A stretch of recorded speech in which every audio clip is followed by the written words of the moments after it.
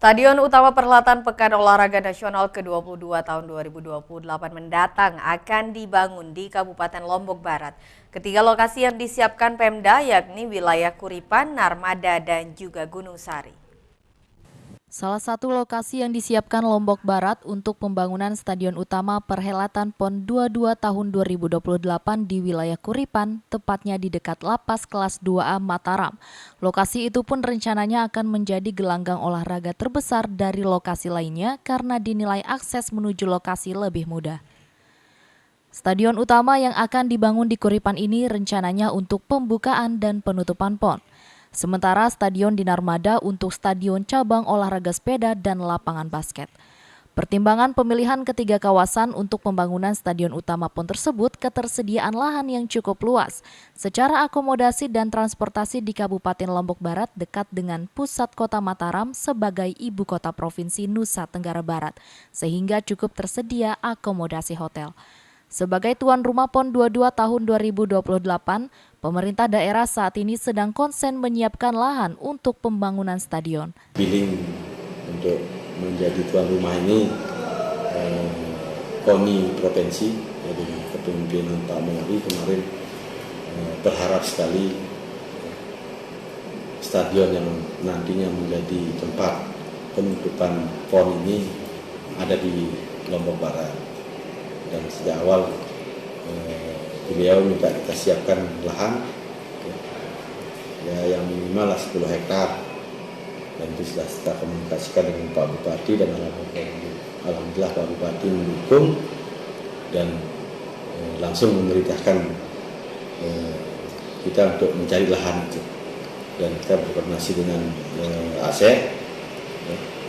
Alhamdulillah ASER menyiapkan lahan yang memang bisa kita pergunakan untuk GOR itu. Sementara pemerintah Kabupaten Lombok Barat telah menyiapkan puluhan hektar lahan yang tersebar di 3 lokasi, termasuk di wilayah Gunung Sari. Dari Lombok Barat, Muzakir, iNews melaporkan. Pemirsa, jelang perhelatan WSBK, Pemda Lombok Tengah terus melakukan persiapan atraksi seni dan budaya di 7 desa penyangga kawasan Mandalika. Langkah ini untuk menarik wisatawan yang datang menonton. Jelang perhelatan World Superbike November mendatang, pemerintah Kabupaten Lombok Tengah meminta ke-7 desa penyangga kawasan ekonomi khusus Mandalika menyiapkan dan mengidentifikasi atraksi yang ada di desa mereka. Adanya atraksi di 7 desa penyangga bertujuan untuk menarik wisatawan yang akan menonton WSBK. Diharapkan tidak hanya menonton WSBK, namun juga dapat menyaksikan destinasi dan budaya yang ada di desa terdekat. Kita sudah siapkan ini dengan 7 desa wisata penyangga utama, itu harus mengidentifikasi atraksi apa yang ada di desa wisatanya. Jangan sampai desa wisata yang paling berdekatan itu tidak menerima dampak. Siapa saja yang 7 itu, Pak? Desa wisata Kute, Sekol, dan Marta. Ketujuh desa penyangga tersebut diantaranya Desa Kute, Desa Mertak, Desa Sukadana, Desa Prabu, Desa Tanah Awu, Desa Sengkol, dan Desa Rambitan. Di samping itu, dengan menonjolkan budaya yang ada, diharapkan ketujuh desa penyangga ini dapat merasakan dampak gelaran WSBK. Terlebih, jumlah penonton tahun ini ditargetkan 2 kali lebih banyak dari WSBK di tahun sebelumnya. Dari Lombok Tengah, Emma Widiawati, iNews melaporkan.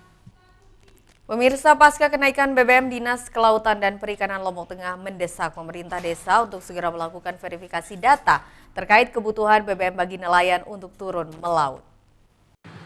Pasca kenaikan harga BBM, Dinas Kelautan dan Perikanan Lombok Tengah mendesak pemerintah desa memperkuat data kebutuhan BBM oleh nelayan. Dengan mengidentifikasi data jumlah perahu nelayan ini, diharapkan dapat mempermudah nelayan dalam pembelian BBM dalam jumlah besar di SPBU. Selain melampirkan surat rekomendasi dari desa, juga dapat melampirkan data kebutuhan BBM dari nelayan yang telah diidentifikasi di lapangan tersebut. Untuk pembelian BBM di SPBU, pemerintah desa juga dapat membuat surat rekomendasi secara berkelompok agar nelayan dapat membeli BBM lebih cepat. BBM yang akan dimohon oleh nelayan itu disertai dengan data kebutuhan BBM.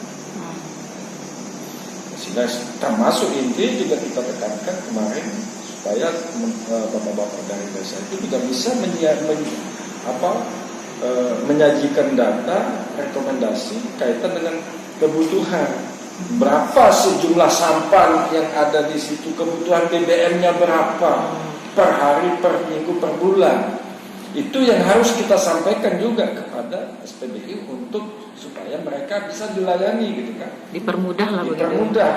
Langkah ini diharapkan dapat lebih mempermudah nelayan dalam memenuhi kebutuhan BBM untuk mereka melaut meskipun harga BBM masih tinggi. Dari Lombok Tengah, Emma Widiawati, iNews melapor. Beragam informasi penting lainnya akan kami sajikan untuk Anda sesaat lagi. Tetaplah di iNews NTB.